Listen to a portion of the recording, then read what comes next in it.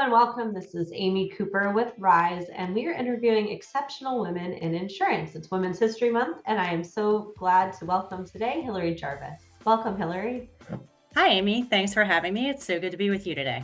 Yeah, happy to have you. So, for those who don't know you, if you could give a little background, tell us what you do, your role, and how you got into insurance. So, these days, I'm the Chief Claims Officer for North America for legacy claims for R&Q Holdings. I've been in claims for roughly 20 years at this point.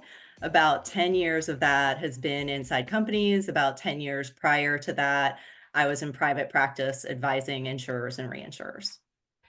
Well, awesome. So you've had a successful career, made it to the C-suite. Tell us a little bit about if there's been any sort of like defining moment in your career you can point to, something you would attribute some of your success. So I think that having an ownership mentality is really important, and that was brought home to me very early or fairly early in my career. I was working on a file with a more senior person, and that person needed to go to trial on a different matter. And he brought me into his office and he said, I really got to go to trial on this other matter. I need you to own this file. I'm going to say I was probably a fifth or sixth year in private practice at this point. And up until that point, people had sort of given me assignments, right? As opposed to I had things that I owned. And so this conversation really hit home with me. It was a significant matter. I had senior people who were going to report to me while he was away at trial. And I was really the client contact at that point. And it brought to me the real importance of being the person who knows, where the direction's going on the file and how you create a strategy for a file, how you might try a file, those sorts of things, and how you work with people who might not necessarily expect you to be their boss. And all of those things were really important lessons and gave me, a way to think about assignments and work that I hadn't before. That's amazing. Yeah, owning it for sure. Learning to do that is awesome. So if you could name a superpower, what would your superpower be? Hmm. I think being adaptable has really served me well in life. You get up on any given day and the things you think are going to happen are probably not the things that actually happen in that day. And that's really compounded when you think about time over weeks and months and years. I couldn't have told you 20 something years ago that I wanted to be a chief claims officer in the legacy space. But as opportunities come along and you look at them and you try to take the ones that make sense for you, this is the place that makes the most sense for me today. And I think I've learned a lot along the way by applying that adaptability and saying, okay, what can I make from this thing? And trying to understand too that not everybody moves along the change curve quite so quickly. They might not look at it and go, oh, yes, I want to do that thing today. And so, how do we work with folks to make sure that that works well? Yeah, that is a great superpower. I think that's even like advice to people is to like, work on your adaptability, be open to change. That's excellent. Can you talk a little bit about how you approach decision making in your leadership? Yeah, so I probably took a while to come to this. I'm not going to lie. But I think of leadership as a team sport. That's because there are some things that I could get done in claims and that my claims team can get done. But I think I'm a fairly pragmatic human being. There are some things we can't do without other people, right? So it's pretty hard to run a good claims team without good talent, which you can't hire without an effective HR team. It's pretty hard to keep to a budget and to set an appropriate budget without a great finance partner. It's really hard to run a good claims team without good systems and support from your IT department. And so, I encourage folks when they think about a role or think about an opportunity, or when I do that for myself, it's not really just the technical work that you'll do, it's what the partnership and the team looks like that you'll be a part of. Because to be truly successful, it's not a monolithic thing. You need good partners to be successful. Yeah, that is totally true. And I think that having leaders like you that believe that it's a team sport and willing to work, I mean, that definitely creates great company culture.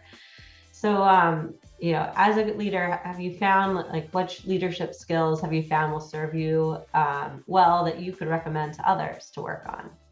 So it's obviously pretty important to be a good technical claims person in claims. That seems like it's not a bonus question, right? Like you need to know claims to be a good claims person.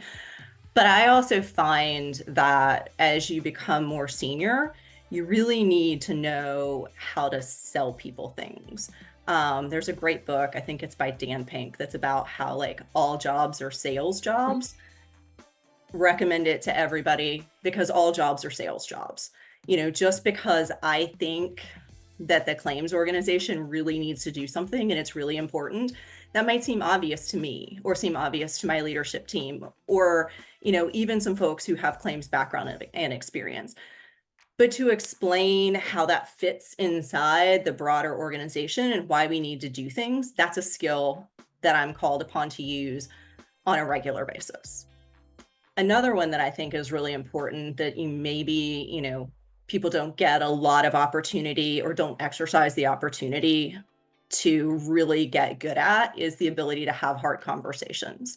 I Yes. think as you become more and more senior, just being able to have real conversations with folks where you deliver information that they need to know and being, kind and decent about it is an amazing skill. And it's hard to do. There's a reason why we call them hard conversations. They're hard, right? And Yeah. so that's really important too. Yeah, those are great skills and definitely ones I think everybody needs to work on. Nobody likes having hard conversations, but we all know that eventually you have to Yeah. create the right culture. So can you just like share a strategy or approach that you've used to like for personal or professional development? Yeah. So when we were getting ready to have our conversation, I said I have a real tendency to tell people stories and anecdotes, and I do. And so some of that comes from the fact that I like to collect those and I'm very curious. I once listened to a neighbor who runs a lab tell me about lab safety for 90 minutes. I haven't figured out where I'm using that in life yet. Like we're talking about chemistry hoods and things like that, 90 minutes. He's a nice guy, so that's part of why I listen to him too. But, I really love learning about stuff. It doesn't seem to matter much what stuff. I read a lot. I encourage these things in other people. I circulate articles in my team so that everybody can talk about them. And I think it helps foster, an ongoing conversation. And we talk a lot about how this is a skill that's really important. Today, you might be doing these claims, but tomorrow we might have an opportunity over here where we'd love to see you grow. And so having and fostering that sense of curiosity, I think has really, served me well and serves my teams and the folks that I work with well. So it sounds like you read a lot of books, you talk to a lot of people, and there's a lot of publications or maybe newsletters that you're keeping tabs on too. So that's awesome. I guess like the one thing you're just saying, like talking to people and collecting stories. So can you tell us more about how networking has played a role in your career and, if you have any tips for effective networking? So it may not be terribly surprising that, many, in fact, of my roles after getting out of school have come through networking. And some of that's because I just find people interesting. Like I will listen to you about lab safety for 90 minutes if you're going to tell me a story about that. Maybe not 90 minutes the second go around. But I do think that in addition to making those connections with folks and having them believe that you're genuine and that you're really interested, you have to put yourself out there some. My first couple roles outside of private practice came from me calling folks and saying, I'm looking for something new. These are the things that might interest me. Call me if you hear of anything. And I was really fortunate that people did that. And so that can be a little scary On the other hand, it can really pay off. If you have the network, I think there are studies that show, it's not just the first person you call, it's that second or third contact out. Like those are the folks who can really help you. That's a little scary, but you've got to be willing to put yourself out there a little bit for networking to pay off.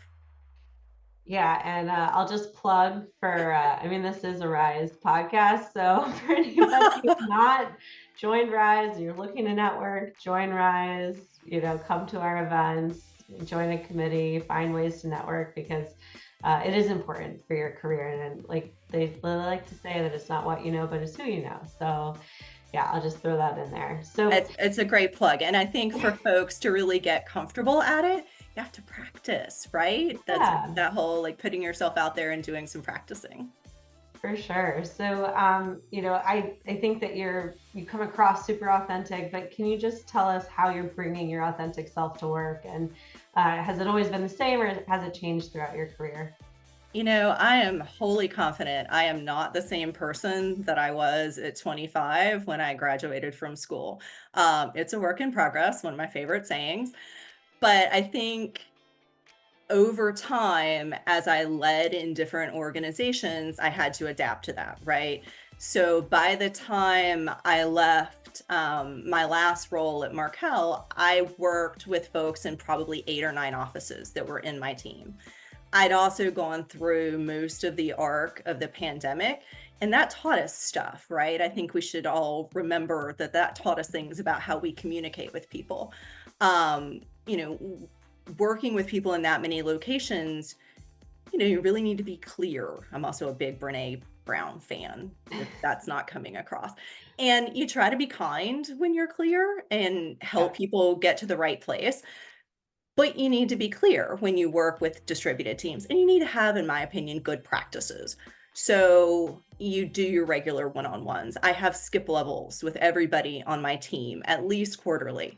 I can do that. It's not a huge team, but I think the investment is really worth it because people know me personally. I know them personally on the level they want to be known, right? I'm not asking you to let me help you organize your sock drawer or anything like that. I'm just saying, like, tell me about your spouse, your pets, or what's important to you, whatever that may be.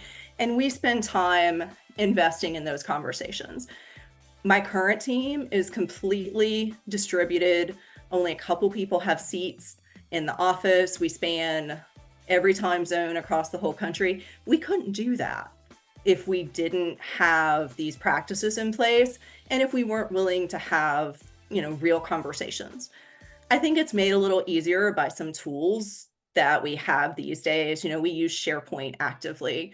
We use Teams and people see each other through Teams on a regular basis. I post stuff on LinkedIn, which I know there's some decent chunk of my team reads it. I'm not being subtle. They know those posts are sometimes about them. Like some of them think it's a thing to have the post be about them, probably. And they talk about it, and you can see them like participating and adding comments and things like that. And I think all those things help us build a culture that people want to participate in, even when we're distributed and we see each other, 3 times a year or something like that. Sounds like a great place to work. Hillary, thank you so much for jumping on today. Absolutely. It was fun. Thank you so much for the invite. Of course. And for those of you watching, please follow Rise for more exceptional women in insurance.